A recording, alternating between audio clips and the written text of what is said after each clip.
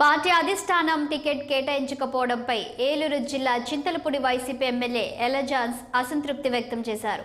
నిస్వార్థంగా పార్టీ కోసం కష్టపడి పనిచేశానని, కొంతమంది పెత్తందారులు నాకు టికెట్ రాకుండా చేశారని ఆవేదన వ్యక్తం చేశారు. భవిష్యత్తు కార్యాచరణపై అభిమానులు కార్యకర్తలను అడిగి నిర్ణయం తీసుకుంటానని చెప్పారు. చాలా మంది నేనే కావాలని అడుగుతున్నారని, సో కొంతమంది నా పనితీరు బాగాలేదని చెప్పేసి అన్నారని మీరే అంటున్నారు.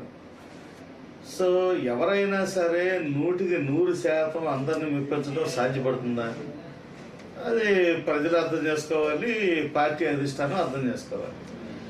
అయితే విషయం ఏంటంటే, ఈ 5 సంవత్సరాల్లో నేను కనీసం సంవత్సరానికి 350 రోజులు నేను నియోజకవర్గంలో ఉన్నా.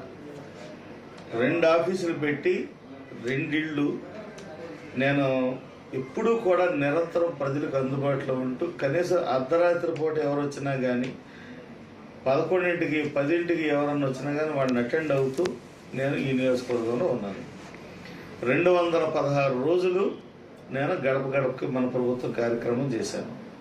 65,000 గృహాలు నేను సందర్శించాను.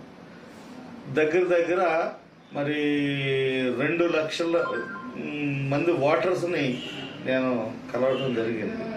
మరి ఇలాంటి సందర్భంలో, ఇలాంటి సిచ్యువేషన్లో మరి నా పనితీరు బాగలేదు అని అంటే అది ఎవరికి బాగలేదు అనేది ఒకసారి అర్థం చేసుకోవాలి. నా పనితీరు బాగుంది ఎవరికి?